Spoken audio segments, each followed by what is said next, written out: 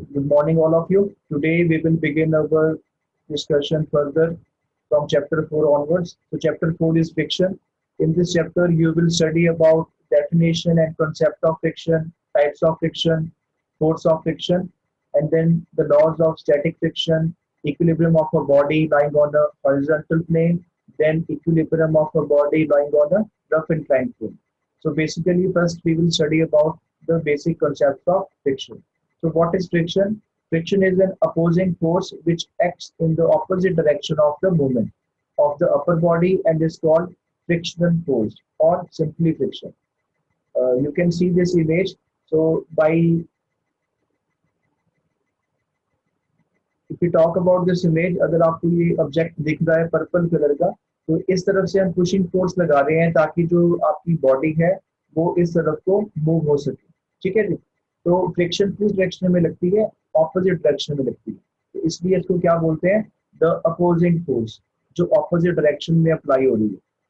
ठीक है। तो अगर आप इस बॉक्स को इस तरफ से फोर्स अप्लाई कर रहे हो तो जो आपकी फ्रिक्शन फोर्स है वो ऑपोजिट डायरेक्शन में अप्लाई होगी। अगर इसी एग्जांपल को हम दूसरे डायरेक्शन के हिसाब से समझें, तो अगर मैं इसी ऑब्जेक्ट को दूसरी डायरेक्शन में फोर्स लगाता हूं तो क्या होगा? फ्रिक्शन फोर्स ऑपोजिट डायरेक्शन में अप्लाई होगी। मैं अभी आपको एक एग्जांपल से बताता हूं ताकि आपको थोड़ी क्लैरिटी आ जाए। आई होप सभी को विजिबल हो रहा है बॉक्स। ठीक है। तो ये एक बॉक्स है, इसके ऊपर हम क्या करेंगे? फोर्स अप्लाई करेंगे। तो मैंने एक फोर्स लगा दी इस डायरेक्शन में। ठीक है। इसकी ऑपोजिट समझ रहे हैं। तो जब फोर्स इस डायरेक्शन में लग रही है तो जो आपकी फ्रिक्शनल फोर्स कहाँ लगेगी? वो ऑपोजिट डायरेक्शन में लगेगी। ऑपोजिट डायरेक्शन कैसे होगा? यानी फ्रिक्शनल फोर्स इस सरफेस के साथ ऑपोजिट डायरेक्शन में लगेगी। ठीक है। जैसे यहाँ पर फ्रिक्शन लिखा हुआ है, यहाँ नीचे एक और ऑब्जेक्ट होगा जिसके ऊपर मैंने ये बॉक्स रखा हुआ है। तो जो ये बॉक्स है इसके ऊपर मैं इस तरफ से पुशिंग फोर्स अप्लाई कर रहा हूँ। तो फ्रिक्शन फोर्स क्या होती है? एक अपोजिंग फोर्स होती है जो ऑपोजिट डायरेक्शन में अप्लाई होती है। और जब मैं इस तरफ इस बॉक्स को पुश कर रहा हूँ तो मोशन किस तरफ जाएगा? जैसे मोशन इस तरफ जाएगा इसका। ठीक है। तो आपने क्या याद रखना है कि जो आपकी फ्रिक्शनल फोर्स है वो हमेशा आपकी ऑपोजिट डायरेक्शन में अप्लाई होगी। ठीक है। आई होप सबको क्लियर होगा यहाँ तक। तो मैं आपको ये डायग्राम प्रॉपरली बना के दिखा रहा हूँ ताकि आपको थोड़ा आइडिया लग जाए।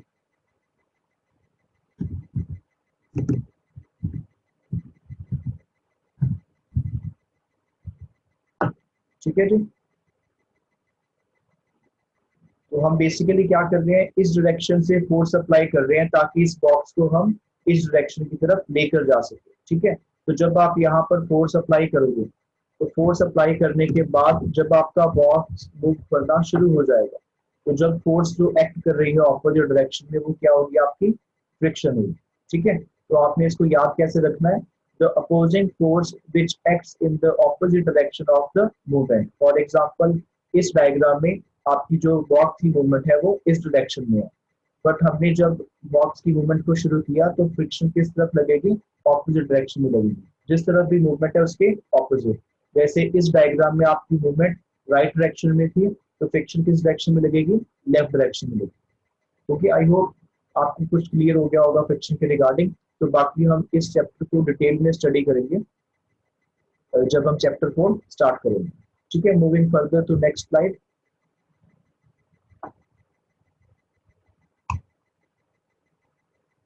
नेक्स्ट चैप्टर है आपका chapter number 5, centre of gravity. इस चैप्टर की ब्रीफ इंट्रोडक्शन में क्या क्या पढ़ेंगे कि इसका कॉन्सेप्ट क्या होगा। तो आपको सेक्शन बी में क्वेश्चन आता है डिफाइन सेंटर ऑफ ग्रेविटी या फिर डेफिनेशन ऑफ सेंट्रॉइड। तो बेसिकली हम समझेंगे कि सेंटर ऑफ ग्रेविटी होती क्या है। ठीक है। उसके बाद आपको सेंटर ऑफ ग्रेविटी के फॉर्मूले याद करने हैं कि क्या क्या फॉर्मूले हैं हेमिस्फीयर के या फिर कोन का, सिलेंडर का। क्योंकि सेक्शन बी में क्वेश्चन आता है कि what is the centre of gravity of hemisphere, cone, cylinder या हाफ कोन। तो वो सभी आपने फॉर्मूलेज याद करने हैं। हम सीखेंगे कि वो फॉर्मूला कैसे बना ताकि आपको इजी हो जाए रिमेम्बर करने के लिए। तो यहाँ पर डायग्राम बताया हुआ है जैसे कॉन्सेप्ट ऑफ सेंटर ग्रेविटी में। तो सेंटर ऑफ ग्रेविटी बेसिकली होता क्या है? अगर मैं किसी स्क्वायर बॉडी की बात करूँ तो जहां पर दोनों डायगोनल मीट करते हैं वहां पर उस बॉडी का सेंटर ऑफ ग्रेविटी होता है। जैसे यहाँ पर आपको सर्कल दिखाया हुआ है तो ये जो सेंटर पॉइंट है ये सर्कल का क्या होगा? Centre of gravity. तो हम इस चैप्टर में सेंटर ऑफ ग्रेविटी की डिटेल स्टडी करेंगे। सेंटर ऑफ ग्रेविटी क्या होती है और क्या क्या रीजंस होते हैं कि सेंटर ऑफ ग्रेविटी चेंज हो सकती है, वो सब हम इस चैप्टर में स्टडी करेंगे। अभी आपको एग्जांपल बताया है कि सेंट्रॉइड क्या होता है। अगर मैं बात करूं सेंट्रॉइड की, तो सेंट्रॉइड होता है प्लेन फिगर्स का, ठीक है। तो यहाँ पे जैसे लिखा है, it is the point eight which a cut out of the shape could be perfectly balanced on the tip of a pin. जैसे आपने देखा होगा कई बच्चे फुटबॉल को अपनी टिप पर घुमाते हैं, या जैसे आपकी कोई नोटबुक है उसको टिप पर घुमाते हैं। तो बेसिकली जो टिप, जहाँ पर आपकी जो नोटबुक या कोई भी फुटबॉल मूव हो रही है, वो क्या होती है, सेंटर पॉइंट होता है, यानी उसके ऊपर सारी ग्रेविटी अप्लाइड होगी।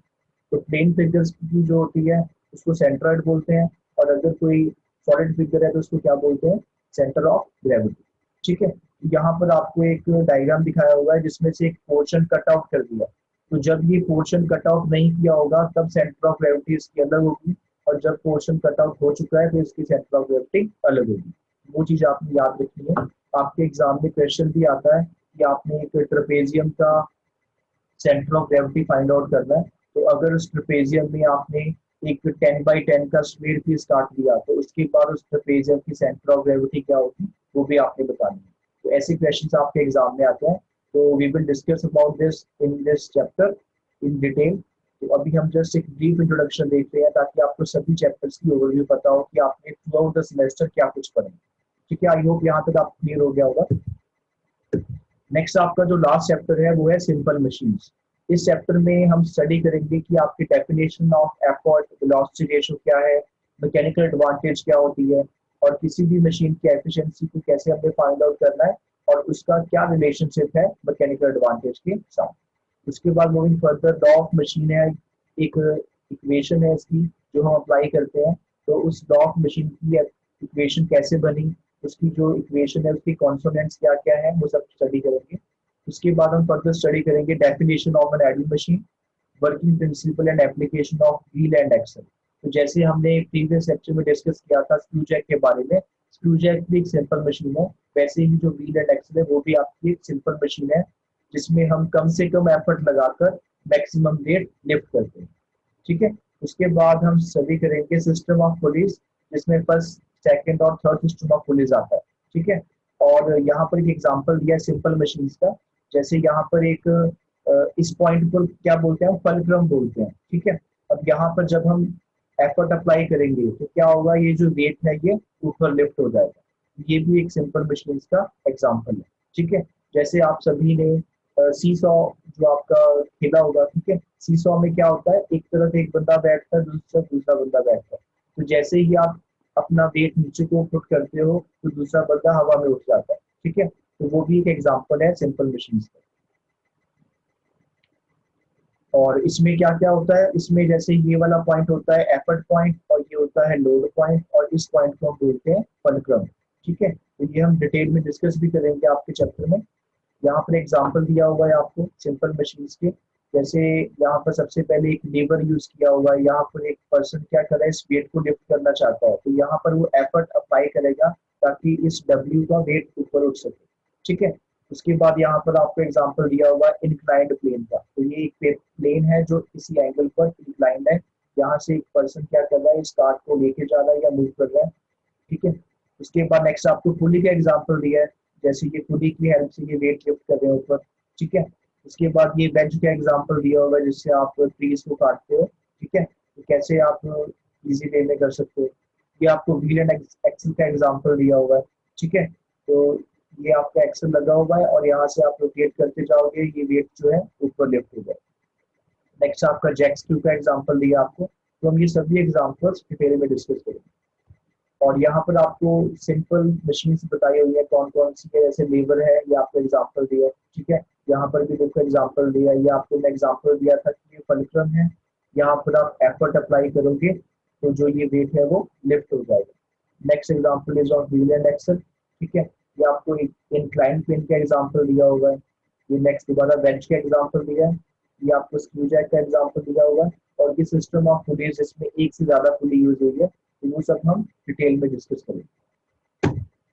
ये आपकी रेफरेंस है जो आप जैसे आपने अगर फर्दर स्टडी करनी है तो ये वेबसाइट पर आप क्लिक करके इस आर्टिकल्स के बारे में डिटेल स्टडी कर सकते हो। और ये आपको बुक मैंने जो बताई थी fundamental of applied mechanics by Virendra Singh, book की इमेज भी आपके साथ शेयर की हुई है, तो आपको अगर कोई डाउट है तो आप इसके रिगार्डिंग भी देख सकते हो। ठीक है, अगर आपको कोई और क्वेरी है तो आप इस ईमेल आईडी पर भी मुझे मेल कर सकते हो ताकि हम फर्दर आपकी प्रॉब्लम्स को सॉल्व कर सकें। ठीक है, तो हमने जो अभी ब्रीफ डिस्कशन है वो कर ली है। आई होप सब कुछ क्लियर हो गया होगा यहाँ तक। तो मूविंग फर्दर अगर हमने ओवरऑल स्टार्टिंग करनी है फर्स्ट चैप्टर से, जैसे मैंने आपको बताया था कि फर्स्ट चैप्टर आपका इंट्रोडक्शन है, तो हम आज इंट्रोडक्शन से स्टार्ट करेंगे। अप टू 1 और 2 टॉपिक्स हम कवर करने की कोशिश करेंगे आज, ताकि आपको एटलीस्ट कुछ आइडिया लग जाए कि हमने फर्दर बाकी क्लासेस में क्या कुछ करेंगे।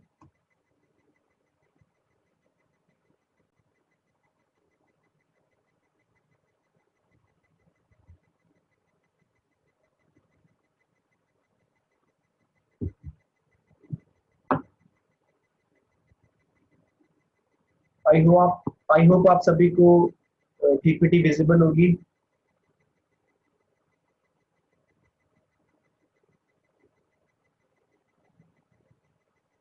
ठीक है, तो मूविंग फर्दर आज हम अपना फर्स्ट चैप्टर इंट्रोडक्शन शुरू कर रहे हैं। तो सबसे पहले हम डिस्कस करेंगे बेसिक डेफिनेशंस, ताकि आपको एक ओवरव्यू क्लियर हो जाए कि आपने थ्रू आउट द चैप्टर क्या स्टडी करना है, सब्जेक्ट का नाम क्या है और इस सब्जेक्ट में हम क्या क्या स्टडी करेंगे। ठीक है, तो first introduction about mechanics, the branch of applied science dealing with motion of bodies and also the forces which cause the motion. तो बेसिकली मैकेनिक्स क्या है, एक अप्लाइड साइंस की ब्रांच है जिसमें हम डील करते हैं मोशन ऑफ बॉडीज के साथ। ठीक है, जैसे कोई बॉडी है वो मोशन में जा रही है तो उसके ऊपर कौन कौन सी फोर्सेस अप्लाई होंगी। ठीक है, तो वो सब हम डिस्कस करेंगे और किस वजह से वो मोशन जो है उसकी बॉडी का हो रहा है। ठीक है, क्या कॉज है जो आपकी बॉडी है इतनी फोर्स से जा रही है या इतने मोशन में जा रही है, वो सब कुछ हम मैकेनिक्स में स्टडी करेंगे। उसके बाद applied mechanics is the branch of science which deals with the study of various laws of mechanics as applied to the solution of engineering problems. तो अप्लाइड मैकेनिक्स एक ब्रांच है साइंस की जिसमें हम डील करते हैं वेरियस लॉज के साथ। वेरियस लॉ कौन कौन से हैं, जैसे आपका ट्राइंगल लॉ ऑफ फोर्सेज है या पॉलीगन लॉ ऑफ फोर्सेज है या आगे लॉज ऑफ इक्विलिब्रियम आते हैं। तो वो सभी लॉज को हम क्या करते हैं, उसको अप्लाई करते हैं कहाँ पर, जहां पर भी हमारी इंजीनियरिंग फील्ड में कोई प्रॉब्लम आ रही है। ठीक है, तो बेसिकली अप्लाइड मैकेनिक्स एक ब्रांच है साइंस की जिसमें हम वेरियस लॉज के साथ डील करते हैं और उन लॉज को अप्लाई करते हैं वेरियस इंजीनियरिंग प्रॉब्लम्स के ऊपर, ताकि हम उन प्रॉब्लम्स को सॉल्व कर सकें। ठीक है, ये काफी इंपॉर्टेंट डेफिनेशन है, तो आपने इसको अच्छे से याद करना है। Moving further to statics and dynamics. So applied mechanics is further divided into statics and dynamics. You can see here a layout diagram. So mechanics is divided into 2 parts, statics and dynamics. In statics, we talk about body at rest, and in dynamics, we talk about a body in motion. So basically statics में क्या होता है, हम एक body की बात करते हैं जो रेस्ट पोजीशन में है, और डायनेमिक्स क्या होता है, एक बॉडी की बात होती है जहां पर वो मोशन में होती है। ठीक है जी, it is a branch of mechanics which deals with the study of bodies और rigid bodies in equilibrium under the action of external forces. और डायनेमिक्स में क्या होगा, it is a branch of mechanics which deals with the study of the bodies और rigid bodies in motion. तो in short आप ऐसे याद कर सकते हो कि स्टैटिक्स में हम किसकी बात कर रहे हैं, उस बॉडी की जो रेस्ट पोजीशन में है, और डायनेमिक्स में हम किसकी बात कर रहे हैं, उस बॉडी की जो मोशन में है। ठीक है, तो आपने इसको अच्छे से याद रखना है। आपके सेक्शन बी में क्वेश्चन आता है, define applied mechanics and how applied mechanics is classified. तो आपने बताना है पहले अप्लाइड मैकेनिक्स की डेफिनेशन जो हमने अभी डिस्कस की थी, उसके बाद आपने बताना है कि जो आपका मैकेनिक्स है यानी अप्लाइड मैकेनिक्स वो फर्दर 2 स्टेप्स में डिवाइड है, स्टैटिक्स और डायनेमिक्स में। तो स्टैटिक्स क्या होता है, जहां पर हम बॉडी की स्टडी कर रहे हैं रेस्ट पोजीशन में, और डायनेमिक्स क्या होता है, जहां पर हम बॉडी की स्टडी कर रहे हैं मोशन में। तो डायनेमिक्स को फर्दर हमने 2 स्टेप्स में डिवाइड किया होगा या क्लासिफाई किया होगा, वो कौन कौन से हैं, काइनेमेटिक्स और काइनेटिक्स। तो इन दोनों में आपने क्या याद करना है, इनमें से एक में हम कॉज को कंसिडर नहीं करते और एक में हम कॉज को कंसिडर करते हैं। तो सबसे पहले आपका काइनेमेटिक्स, इसमें क्या करते हैं, अगर आपकी बॉडी मोशन में है तो हमें कोई कंसिडर नहीं करना कि क्यों है मोशन में, उसके कॉज को नहीं देखना, बस हमें उसके मोशन को ही स्टडी करना है, ठीक है। So in kinematics the forces with cause motion are not considered. तो आपने ऐसे शॉर्ट में डेफिनेशन लिख सकते हो अपने कॉपी में भी, ताकि आपको याद रहे। काइनेमेटिक्स में हम कॉज को नहीं देखते कि मोशन किस वजह से हो रहा है, बल्कि काइनेमेटिक्स में हम नहीं देखते और काइनेटिक्स में देखते हैं, ठीक है। तो काइनेटिक्स के क्या होता है, the forces which cause motion are considered. तो इन दोनों के डिफरेंस को आपने याद रखना है। आपके सेक्शन ए में फिल इन द ब्लैंक्स में आ जाता है, in dash branch we consider the motion of the forces with cause. तो आपने बताना है कि विद कॉज की बात हो रही है तो काइनेटिक्स आएगा, विदाउट कॉज की बात हो रही है तो काइनेमेटिक्स आएगा। और अगर आपको सेक्शन बी में क्वेश्चन आता है मैकेनिक्स और उसकी क्लासिफिकेशन, तो आप ये लेआउट डायग्राम भी बना सकते हो, ताकि आपको एग्जामिनर का अच्छा इम्पैक्ट पड़े और एग्जामिनर को पता हो कि बच्चे को डिटेल नॉलेज है, ठीक है। तो ये एक जो लेआउट डायग्राम है, ये आप एग्जाम में बनाकर अच्छे मार्क्स ले सकते हो। और साथ में फिर आप डेफिनेशन भी सब कुछ लिखोगे, और डेफिनेशन लिखने के बाद बीच में ये लेआउट डायग्राम बना दोगे, ताकि एग्जामिनर को रफ आइडिया हो जाए कि बच्चे को नॉलेज है, ठीक है। आई होप यहाँ तक सबको क्लियर होगा।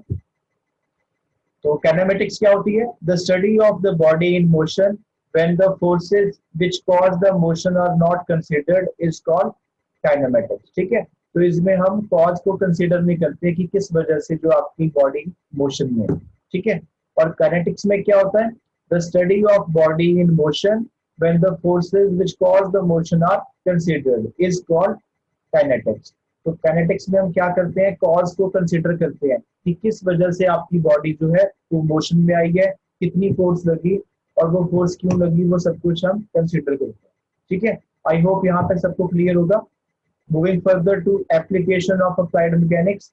तो हम अप्लाइड मैकेनिक्स की एप्लीकेशन देखते हैं। जैसे यहाँ पर आपको एक डायग्राम बताया हुआ है कि जब आपकी कार इस डायरेक्शन में जा रही है, तो आपको मैंने बताया था फ्रिक्शन किस डायरेक्शन में लगती है, ऑपोजिट डायरेक्शन में। क्यों लगती है, क्योंकि फ्रिक्शन क्या है, एक अपोजिंग फोर्स है जो हमेशा ऑपोजिट डायरेक्शन में ही अप्लाई होती है और आपके मोशन को वो अपोज करती है, ठीक है। तो आपकी एप्लीकेशन ऑफ अप्लाइड मैकेनिक्स कहाँ कहाँ पर हो रही है, सबसे पहली बात हुई जैसे मोशन ऑफ ऑटोमोबाइल, उसके बाद डिजाइन ऑफ बिल्डिंग। तो डिजाइन ऑफ बिल्डिंग में अगर आप बिल्डिंग बना रहे हो तो आप चेक करते हो कि वहां पर बीम्स रखने हैं नहीं, तो पिलर्स भी आप बनाते हो, ठीक है, ताकि जो आपकी बिल्डिंग है उसकी फाउंडेशन स्ट्रांग हो। और अगर आप उस बिल्डिंग को 2, 3, 4, 5, 6 लेवल तक भी लेके जाते हो तो वो क्या होगी, काफी स्ट्रांग रहेगी अगर उसमें आप बीम्स बनाते हो, पिलर्स वगैरह यूज करते हो, ठीक है। उसके बाद है आपका स्किडिंग ऑफ व्हीकल। तो अगर आपके फ्रिक्शन प्रॉपर एक्ट नहीं कर रही तो आपका व्हीकल स्किड करता है, तो ये भी एक एप्लीकेशन है अप्लाइड मैकेनिक्स की, इस पे फ्रिक्शन अप्लाई हो रही है। उसके बाद नेक्स्ट है फ्लाइट ऑफ एरोप्लेन्स, ठीक है। तो जब फ्लाइट होती है एरोप्लेन की, तो उसमें क्या होता है, हम एरोडायनेमिक्स बॉडी बनाते हैं, ठीक है, ताकि जो एयर है वो ज्यादा मोशन को विथस्टैंड ना करे एरोप्लेन की, ठीक है। उसके बाद है stresses in frame structure, stability of dams, capacity of motors for raising some quantity to a certain height. जैसे हमने बात की थी स्टेबिलिटी ऑफ डैम में क्या होता है, अगर आपने डैम्स देखे हुए हैं तो वहां पे ब्रिजेस वगैरह होते हैं, तो हमने चेक करना है कि प्रॉपर अच्छे से उनके लिंक वगैरह बने हों, मैकेनिज्म सही हो। तो वहां पर स्ट्रट्स लगे होते हैं, वो भी हम डिटेल में स्टडी करेंगे, ठीक है। उसके बाद होता है आपका कैपेसिटी ऑफ मोटर, यानी जैसे आपको बात की थी सिंपल मशीन्स की, तो सिंपल मशीन्स में आप क्या करते हो, मिनिमम एफर्ट लगाकर मैक्सिमम वेट को लिफ्ट करते हो। तो वही बात हो रही है यहाँ पर कि अगर आपकी मोटर की कैपेसिटी कितनी है, वो कितना वेट या क्वांटिटी को सर्टेन हाइट तक उसको रेज कर सकती है, ठीक है जी। उसके बाद नेक्स्ट है आपका SI system of units. SI system of units में मैंने आपको बताया था कि एसआई सिस्टम क्या होता है, आपका इंटरनेशनल सिस्टम ऑफ यूनिट्स। इसमें हम क्या डिस्कस करेंगे कि आपके जितने भी कंपोनेंट्स हैं उसमें हम कौन कौन सी यूनिट्स कंसीडर करेंगे। फॉर एग्जांपल अगर मैं बात करता हूँ लेंथ की, तो लेंथ को हम किस में मेजर करते हैं, मीटर में, और मास को किस में मेजर करते हैं, केजी में, और टाइम को मेजर करते हैं सेकंड में। तो एसआई सिस्टम ऑफ यूनिट्स में हम आपकी लेंथ जो है मीटर में होती है, मास केजी में होता है और टाइम होता है सेकंड में। और ये अडॉप्ट हो रहा है through out the world, universally हम इसको अडॉप्ट कर रहे हैं। पहले ऐसा नहीं था, ये बाद में किया गया ताकि हम क्या कर सके, इंटरचेंजेबिलिटी को बढ़ावा दे सके। अगर आपने कोई पार्ट इंटरचेंज करना है तो आप बाहर से भी मंगवा सकते हो और उन्हें बोल सकते हो कि वी आर फॉलोइंग ऐसे सिस्टम ऑफ यूनिट, तो उसी अकॉर्डिंगली वो आपको उसी लेंथ का पार्ट देंगे, उसको केजी के हिसाब से ही देंगे। ठीक है, तो आपको कोई प्रॉब्लम नहीं होगी, आप इजीली एडजस्ट कर सकते हो। ठीक है, तो थैंक यू ऑल, आज के लिए इतना काफी है। आई होप आपको समझ आ गया होगा। अगर आपको कोई डाउट है तो हम नेक्स्ट लेक्चर में डिस्कस करेंगे। 40 मिनट्स का जो टाइम पीरियड है वो कंप्लीट हो चुका है। Thank you all for your time. आप ये सब कुछ रिवाइज कर सकते हो, एक बार यूएमएस पर पीपीटी डली हुई है, आप वहां पर भी चेक कर सकते हो। ठीक है, अगर किसी को कोई डाउट है तो आप पूछ सकते हो, और मैंने अपनी ईमेल आईडी भी शेयर की है आपके साथ। अगर